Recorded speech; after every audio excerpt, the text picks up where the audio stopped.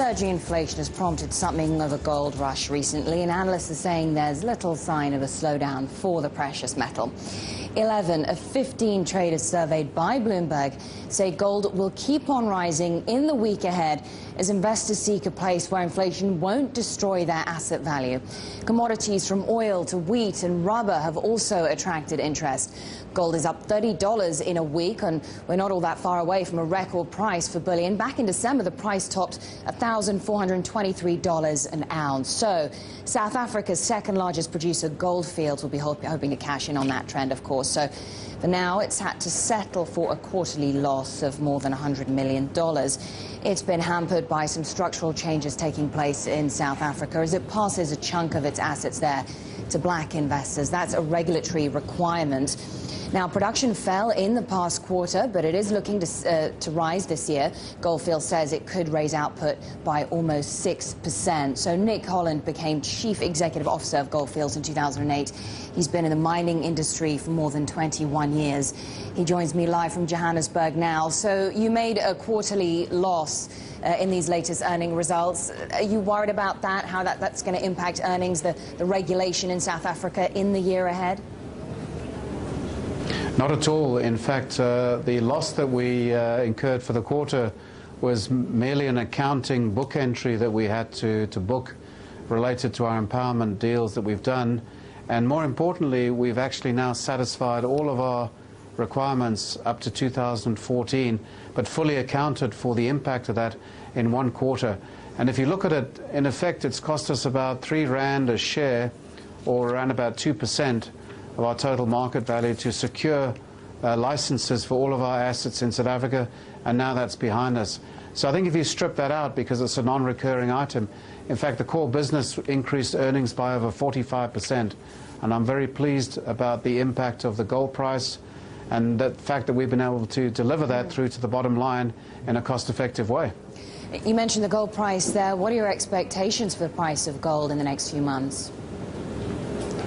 Well, it's always very difficult to predict gold because there's so many different factors, but what I would say that is probably the most fundamental trend change that I've seen over the last 6 months is that jewelry demand in India is starting to pick up in tonnage terms and not just in dollar terms.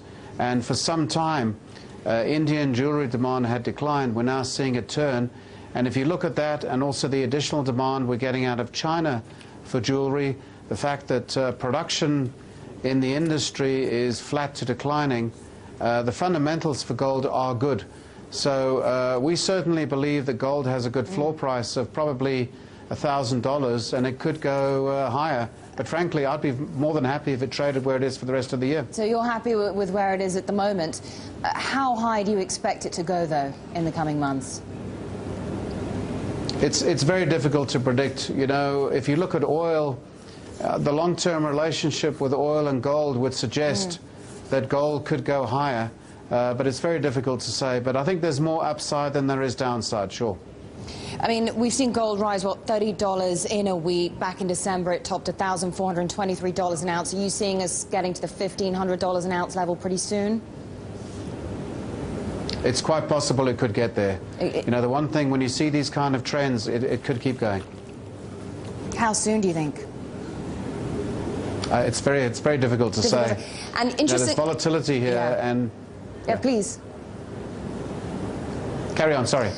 You were mentioning the demand coming for gold from China and India, that being, you know, part of the rising cost of the precious metal. What about inflation, U.S. debt concerns, recent unrest in the Middle East? I guess all of these factors combined also contributing to the surge in the gold price. Well, yes, absolutely. If you look at the monetary base in the United States, we've seen pressure on the monetary base over the last year or so. And I think realistically that's going to continue into 2011 and probably even 2012. And that's going to be one of the biggest impacts that we're going to have on the gold price as financial assets devalue further. There is going to be more of hedging into gold and diversifying of portfolios to get more of a gold exposure. So again, that's also going to help the gold price, I believe. So Mr. Holland, if I can ask you with specific regards to your company, could you clarify the current production figures for us? Yes, at the moment we're doing about 900,000 ounces a quarter, which annualizes out at about 3.6 million ounces a year. And we've given guidance for 2011 that we expect to be between 3.5 and 3.7 million ounces. That's what we're expecting for 2011. But is it true that you made a production fell a little bit quarter on quarter in these latest results? Sorry, just repeat the question. Yeah, production fell to 898,000 ounces during the quarter from 908,000 previous quarter, so a slight fall in production. Oh, it's a rounding error. If you look at the last three quarters we've had about 900,000 ounces in each quarter, within 1% variance of that. So it's been very, very solid and very stable production over the last three quarters, and that's what we've been looking to achieve. So if you can get within the resolution of what we're doing here, any gold company would be delighted with that. Okay, well, thank you very much. Great to talk to you, Nick Holland, CEO of Gold Fields. Thank you very much for your time.